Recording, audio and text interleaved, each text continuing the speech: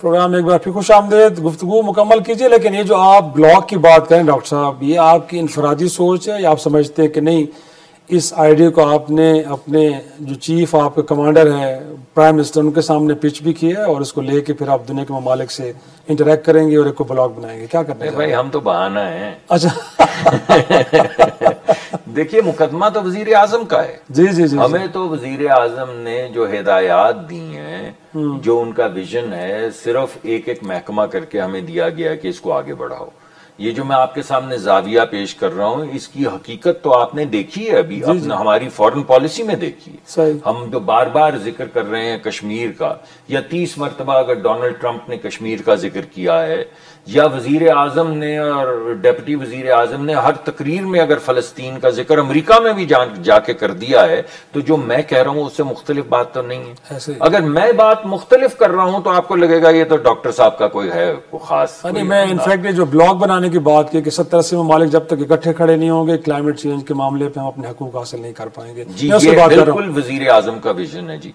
ये तमाम विजन जो है वजीर आजम का है, उनकी हिदायत होती हैं, वो साथ हमारे बैठ के हमें बताते हैं ये बात कि आपने ये आवाज गरीब ममालिक की उठानी है। वैसे मैं आपको एक और हवाला देता हूं जो हमारे लिए बहुत रेलेवेंट है, क्लाइमेट से रिलेटेड भी है। ये जो वेपनाइजेशन ऑफ वाटर है, ये जो भारत ने की है, ये सिंतास मुआहदे के जरिए जो वेपनाइज करने की कोशिश की है, जो यूनिलैटरल उन्होंने कहा है कि जी हम ये पानी ये कतरा नहीं पाकिस्तान में बहने देंगे, तो ये कितनी अजीब सी बात की है।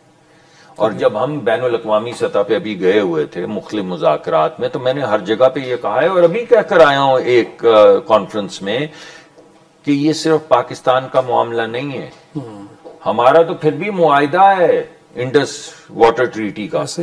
दुनिया के 99% ममालिक जो उनका तो कोई मुआहिदा ही नहीं है। बिल्कुल ऐसे।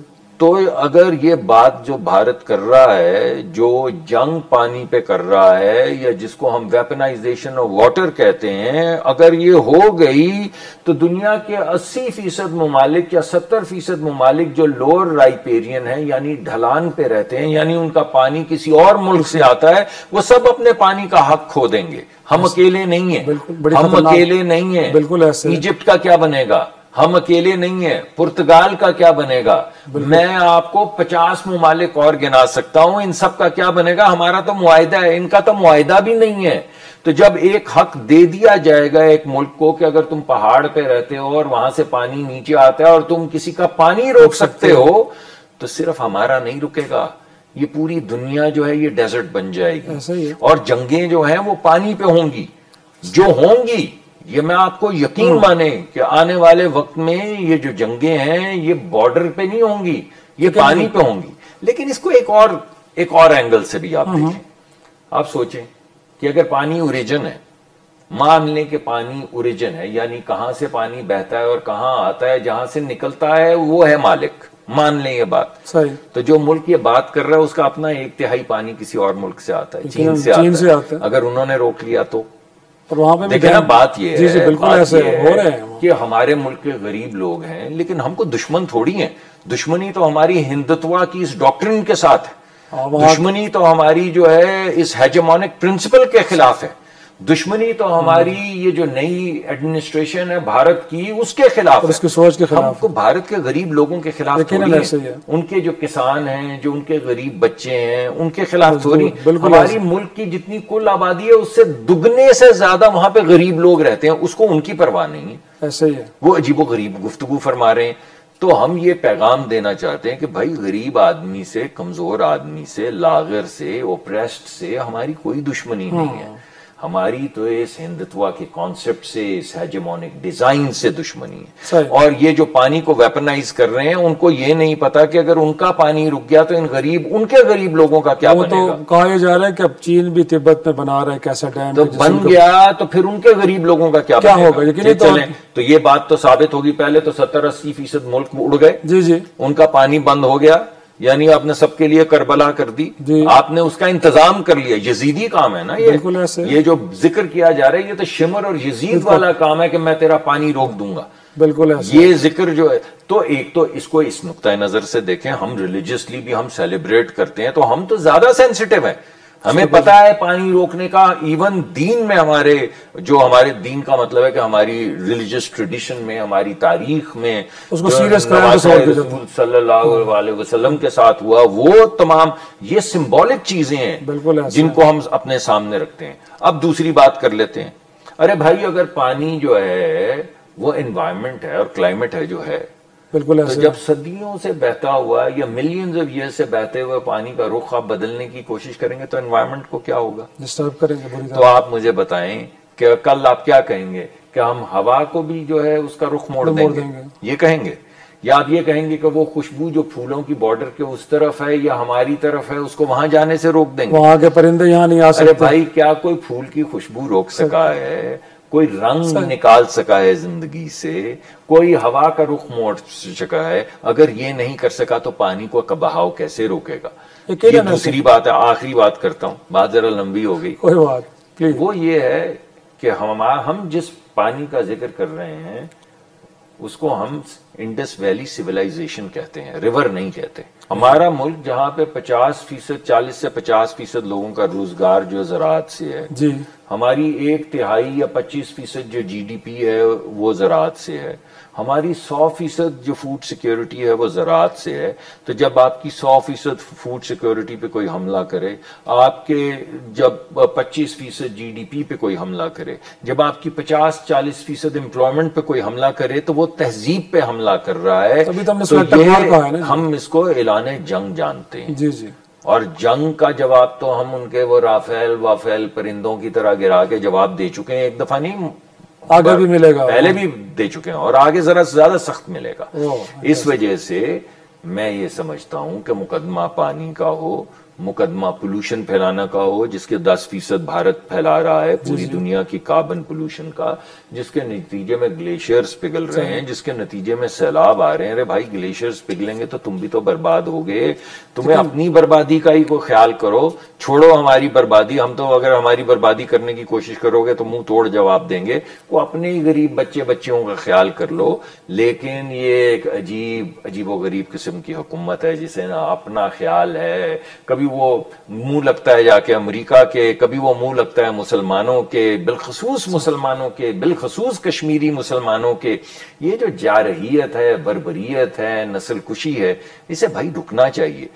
और उसकी वजह ना रुकने की वही है, एक हिपोक्रेसी दुनिया की, दूसरा एक जो दूसरी जंगे अजीम के बाद हमने एक तरीका सलीका बनाया था यूनाइटेड नेशंस के जरिए, जिसको हम मल्टीलैटरलिज्म कहते हैं, ये रूल बेस्ड रेजिम फोरम है जहां पे इश्यूज को एड्रेस किया जा सके, उसको बर्बाद कर दिया। यानी वो मल्टीलैटरल फोरम की कोई वक्त नहीं रहने दी उन्होंने।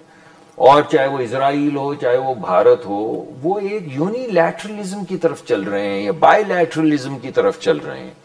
उसके नतीजे, जब इससे पहले ये सब कुछ हुआ था तो दूसरी जंग अजीम हुई थी। दूसरी जंग अजीम की एक बड़ी वजह जो है वो इसी तरह का बाय और यूनिलैटरलिज्म था। सही। तो अगर भाई वो अंग्रेजी में कहते हैं ना कि the definition of insanity is to do the same thing and expect a different result. तो अगर दीवानगी पहले आपने एक काम किया और उसका नतीजा ये निकला, तो दोबारा से वही दीवानगी करेंगे तो क्या नतीजा मुख्तलिफ निकलेगा? जंगें बढ़ेंगी और जंगे बढ़ते बढ़ते वो एक बढ़ी हुई जंग ही थी ना जिसे आप जंगे अजीम कहते थे। ऐसे ही है। तो कहीं आप दोबारा उस रास्ते पे तो नहीं चल पड़े? लग तो क्लाइमेट के हवाले से, पानी के हवाले से, बर्बरियत के हवाले से, नस्ल कुशी के हवाले से प्रॉब्लम एक ही है।